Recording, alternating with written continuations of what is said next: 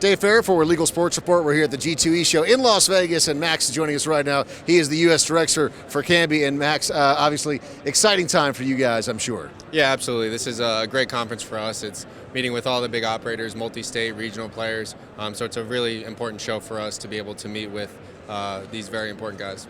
Now, you have offices all over the world, but still coming to a show like this and realizing there's a lot of competition in this space. Is it overwhelming when you see everyone else that's kind of vying for that same slice of the pie?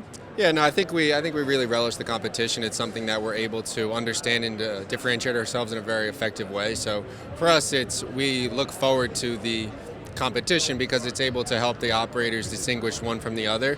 It's a very crowded space. Sports betting is a very important piece to the market these days, so it's something that we look forward to, and we expect it to continue moving forward. Now, for the people that are at home that are watching this and aren't one of the operators, if you will, but they're just the type of guy who wants to play sports bets, are you going to become part of that conversation where they're going to know the Kambi name, or is this like a business-to-business thing and then somebody else is running the front of house? Yeah, great question. So we are a B2B company, so we are business-to-business. We run the back end for operators in New Jersey currently. So anyone familiar with the DraftKings application in New Jersey, we power that from an odds compilation and trading and risk management perspective. So we don't expect to become a household name, but we are a publicly listed company, and we do have that impact and that reputation to go off of, but I don't expect us to become a household name as much as I'd like to. So over the next couple of years, things are going to evolve a lot. I mean, just in the last few months, we've seen things change dramatically, but where do you see the industry in 3-5 years from now? Yeah, I think if you talk to the AGA or you talk to any industry consultant or analyst, the variations of the estimations are pretty great. We have our own estimations of what we see, but I think in 3 to 5 to 7 years, I think you'll see most of the U.S. be regulated to that end. There may be different flavors of that, whether it's retail or online or both. It'll be some variation of that. But in the next 3 to 5 years, we do expect some significant traction, specifically with the operators, not only the multi-state operators, but the regional operators I mentioned, those local heroes in each market, and especially the Native American and tribal aspect is certainly something that's very important, and we'll be chasing that down as well. So as you go to, like, say, the UK, for example, where sports betting has been around for a long time, you'll see shops basically on every kind of corner.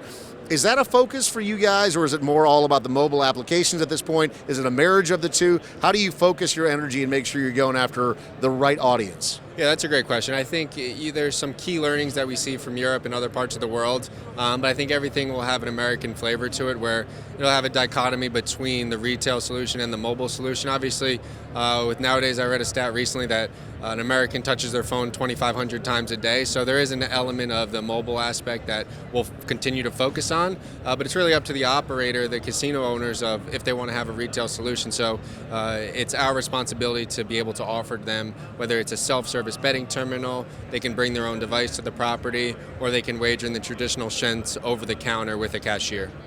So you talk to a lot of sportsbook operators here in Las Vegas, and they say football is what drives the bus for us. But that's also changing because in-game wagering is getting big. College football last year was pacing along with the NFL.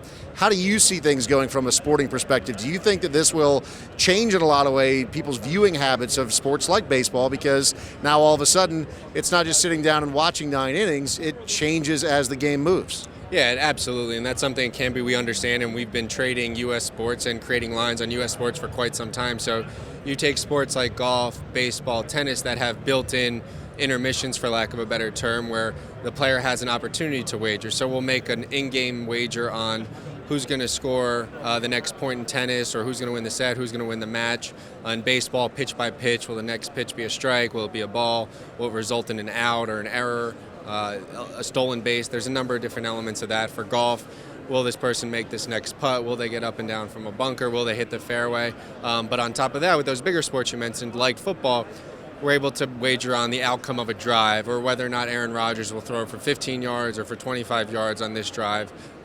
There's a number of different wagers. So for us, even though the NFL on the surface seems very important and it will continue to be important, these other sports, depending on when they're being played, are very important as well, considering how many games are happening in a season in terms of that frequency, but also the way you're able to wager in-game. So I don't know if you noticed here in Las Vegas, but the Raiders Stadium is being built right now, right across from the across the 15 from the Strip. How much do you think it'll change the atmosphere within the stadium when people are sitting at the game and they're able to do what you're talking about with in-game wagering while they're watching the game? It's fantastic, and you take a fan base like the Raiders. They have a heavy following in Las Vegas naturally, and I think it will just make the game that much more impactful. You take the Golden Knights, for example, as well.